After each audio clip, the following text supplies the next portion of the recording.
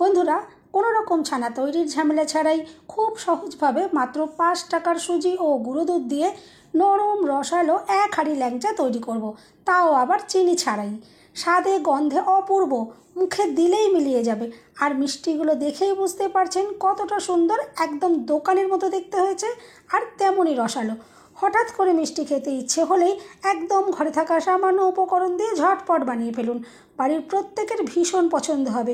Recipe ভালো লাগলে like, share, comment ও subscribe করে পাশে থাকবেন। দেখে নেওয়া যাক আজকের রেসিপি।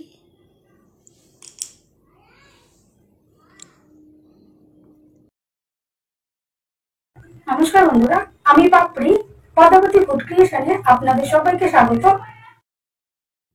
মিষ্টি তৈরির জন্য আমি নিয়েছি দেখুন 1 বাটি সুজি। এটা একদম মিহিদানার যে সুজি হয় সেটা আমি এখানে নিয়েছি, আর ওজন হিসাবে 100 গ্রাম মতো আছে। এরপর গ্যাস জ্বালিয়ে আমি একটা কড়াই বসিয়ে দিলাম, আর তাতে দিয়ে দিচ্ছি 2 বাটি জল। যেহেতু 1 বাটি সুজি আছে সেই জন্য 2 বাটি জল আমি এখানে ইউজ করছি। এরপরে জলটা হালকা গরম করে নেব। জলটা এখন হালকা গরম হয়েছে, দেখুন আমি একটা আঙুল দিয়ে একটু দেখে নিচ্ছি। এখন আমি এখানে দিয়ে দিচ্ছি হাফ বাটি মতো গুঁড়ো দুধ। আপনারা যদি লিকুইড দুধ দিয়ে করেন তাহলে এখানে 2 বাটি লিকুইড দুধ দিয়ে করবেন, আর চাইলে গুঁড়ো দুধও কিন্তু ইউজ করতে পারেন, কোনো অসুবিধে নেই। দেখুন এরপর ভালো করে একটু নাড়াচাড়া করে দিলাম। আর দেখুন যেহেতু হালকা গরম আমি জলটা করে নিয়েছিলাম সেই জন্য সুন্দরভাবে দুধ দেখুন মিশে গেছে, কোনো দেখুন দলা পাকিয়ে যায়নি। এরপর খুব ভালো করে আমি ফুটিয়ে নেব। দেখুন সুন্দরভাবে ফুটে উঠেছে, আর আমি দিয়ে দিলাম 1 চামচ ঘি। এতে কিন্তু সুন্দর ফ্লেভার আসবে, একদম ঘিয়ের তৈরি বলে মনে হবে। আর দেখুন যে 1 বাটি সুজি আমি মেপে রেখেছিলাম, গ্যাসের ফ্লেম আমি এখন একদম লোতে করে দিয়েছি।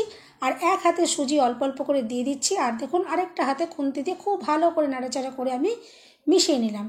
আর এটা কিন্তু একটা ডো তৈরি করে নিতে হবে, আর খুব কম সময়ের মধ্যে দেখবেন ডো রেডি হয়ে যাবে। আর গ্যাসের ফ্লেম কিন্তু অতি অবশ্যই একদম লোতে রেখে করতে হবে। দেখুন এরপরে নাড়াচাড়া করে আমি ডো রেডি করে নিচ্ছি। আর ডোটা খুব শক্তও নয় আবার কিন্তু খুব নরমও নয়, এরকমভাবে রেডি করতে হবে। দেখুন ডোটা এখন সুন্দরভাবে রেডি হয়ে গেছে। আমি এটা নামিয়ে নেবো। দেখুন কড়ার গা থেকে ছেড়ে আসছে, দেখুন এটা একদম রেডি হয়ে গেছে।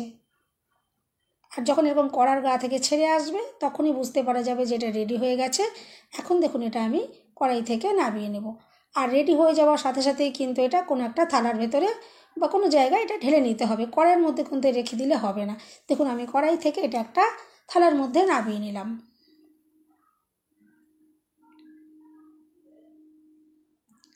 এরপর যেহেতু এত গরমটা মেখে নেওয়া যাবে না সেই জন্য দেখুন এটা আমি একটু রেস্টে রেখে দেবো, মাত্র 5 মিনিটের জন্য একটু রেস্টে রেখে দিচ্ছি। এটা আমি একটা চাপা দিয়ে দেব। দেখুন এটা চাপা দিয়ে আমি একটু রেস্টে রেখে দিচ্ছি, ততক্ষণে আমি শিরা তৈরি করে নেব। আর যেহেতু আজকে আমি চিনির শিরা তৈরি করছি না, দেখুন গ্যাস জ্বালিয়ে আমি একটা জায়গা বসিয়ে দিয়েছি, আর তাতে দিয়ে দিলাম 1 বাটি জল, আর ওই বাটিরই দিয়ে দিলাম 1 বাটি খেজুর গুড়। এরপর গ্যাসের ফ্লেম মিডিয়ামে রেখে আমি একটু নাড়াচাড়া করে ফুটিয়ে নেব।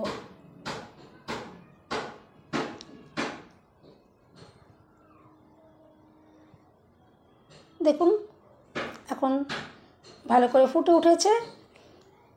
আর আমি এখানে সুন্দর ফ্লেভারের জন্য দিয়ে দেবো একটু দারচিনি, লবঙ্গ, এলাচ এগুলোকে দিয়ে দেবো, আর দিয়ে দেবো একটা তেজপাতা, যাতে সুন্দর ফ্লেভার আসে।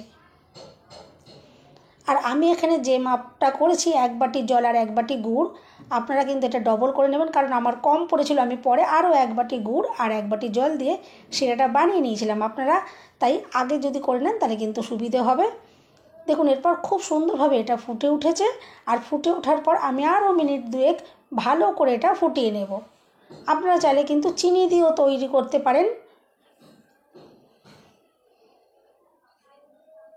মিনিট 2 আমি খুব ভালো করে এটা ফুটিয়ে নিয়েছি। আর হাতে একটু দেখে নিতে হবে, এটা কিন্তু 1 তার বা 2 তারের শিরা তৈরি হবে না, একটা আঠালো, একটা হালকা আঠালো ভাব আসলেই কিন্তু এই শিরাটা তৈরি করা হয়ে যাবে।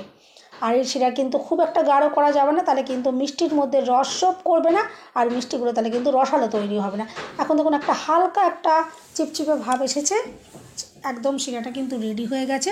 আমি এটা গ্যাস বন্ধ করে চাপা দিয়ে রেখে দেব। এরপরে দেখুন যে সুজি আমি রেডি করে রেখেছিলাম, এর ভিতর দেখুন একটা দিয়ে দিচ্ছি বড় এলাচের হয় যে বড় এলাচ, সেই বড় এলাচের দানা দেখুন আমি এখানে দিয়ে দিচ্ছি। এতে কিন্তু সুন্দর ফ্লেভার আসবে। দোকানে যে মিষ্টিগুলো খাই দেখবেন তার ভেতর কিন্তু এই বড় এলাচের দানা দেওয়া থাকে, খাবার সময় মুখে পড়লে কিন্তু খুবই অসাধারণ লাগে। দেখুন বড় এলাচ আমি দানা এখানে দিয়ে দিচ্ছি। হাতের কাছে যদি বড় এলাচ না থাকে ছোট এলাচের গুঁড়োও দিতে পারেন, তবে আমি বলবো বড় এলাচের দানা যদি দিয়ে করেন বেশি কিন্তু সুন্দর লাগবে। দেখুন দানাগুলো আমি একটু ছাড়িয়ে নিলাম, আর এরপরে ভালো করে মেখে নিতে হবে। আর এখন কিন্তু এটা হালকা গরম রয়েছে, একদম কিন্তু ঠান্ডা করে ফেলা যাবে না, হালকা গরম অবস্থায় এভাবে মেখে নিতে হবে। এরপর এখানে আমি দিয়ে দিচ্ছি দেখুন হাফ চামচ মতো একটু ঘি, এতে কিন্তু খুবই সুন্দর ফ্লেভার আসবে। আর ভালো করে এখন মেখে নিতে হবে। যেমন ছানার মিষ্টি তৈরির সময় খুব ভালো করে মেখে নেওয়া হয়, আমি দেখুন এই সুজিও খুব ভালো করে মেখে নেব, যাতে মিষ্টিগুলো তৈরি করার সময় কোনো রকম প্রবলেম না হয়। ভালো করে যদি মাখা না হয় তাহলে কিন্তু মিষ্টি তৈরি করার সময় মিষ্টির গায়ে কিন্তু ক্র্যাক এসে যেতে পারে, আর ক্র্যাক এসে গেলে তেলে ভাজার সময় সেগুলো কিন্তু সবই ফেটে যাবে, আর মিষ্টি কিন্তু পারফেক্টভাবে রেডি করা যাবে না। দেখুন খুব ভালো করে আমি মেখে নিলাম। মাখা যত সুন্দর হবে মিষ্টিগুলো কিন্তু ততটাই সুন্দর তৈরি হবে।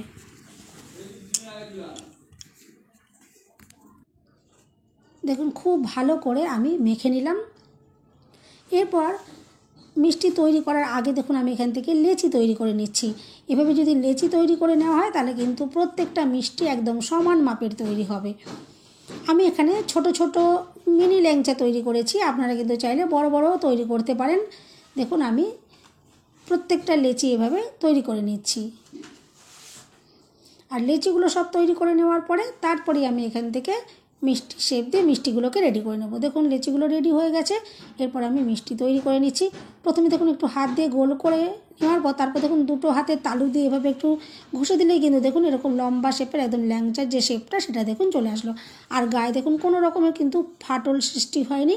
আর আমি আগেই বলেছি মাখা যদি সুন্দর হয় তাহলে কিন্তু গায়ে দেখবেন কোনো রকমের ক্র্যাক আসবে না। আর গায়ে যদি ক্র্যাক এসে যায় তাহলে কিন্তু মিষ্টিগুলো সবই ভেঙে যাবে ভাজার সময়। দেখুন আমি এভাবে একে একে সমস্ত মিষ্টিগুলোকেই রেডি করে নিচ্ছি।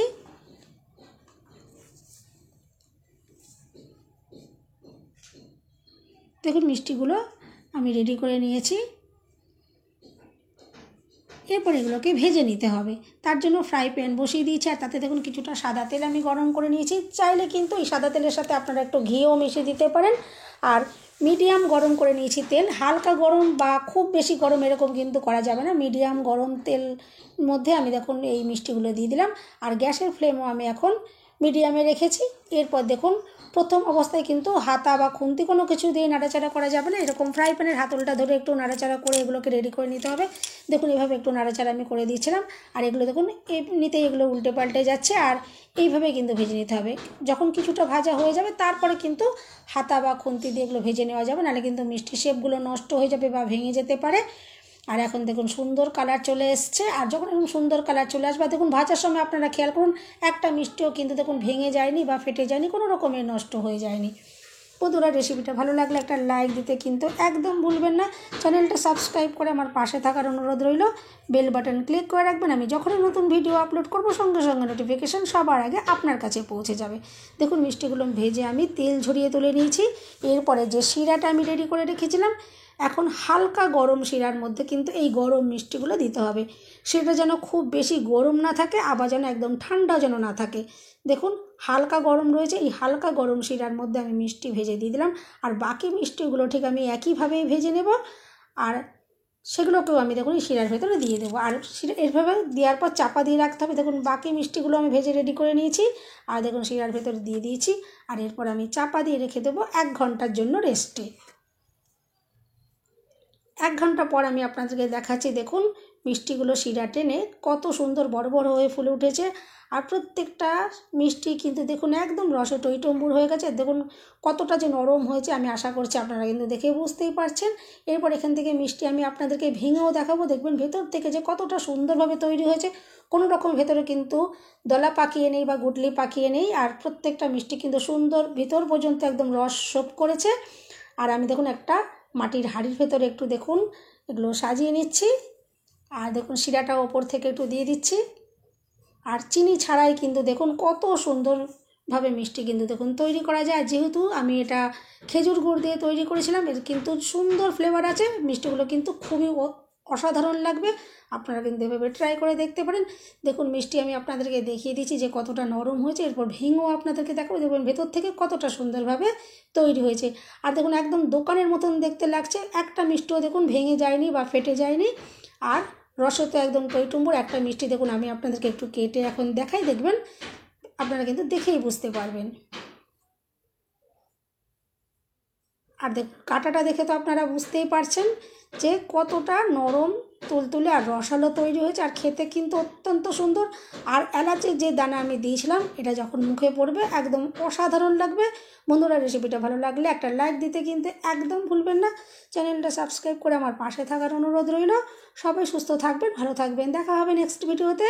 ভিডিওটা শেষ পর্যন্ত দেখার জন্য সবাইকে রইল অসংখ্য অসংখ্য ধন্যবাদ। আর দেখুন মিষ্টিটা যে ভিতর থেকে কতটা সুন্দর তৈরি হয়েছে, হাত দিয়ে ভেঙে দিলে দেখবেন একদম ভেঙে যাচ্ছে, মুখে দেওয়ার সাথে সাথে কিন্তু একদম ঘুরে যাবে। এভাবে অবশ্যই ট্রাই করবেন। আমি আশা করছি রেসিপিটা কিন্তু ভীষণ ভালো লাগবে।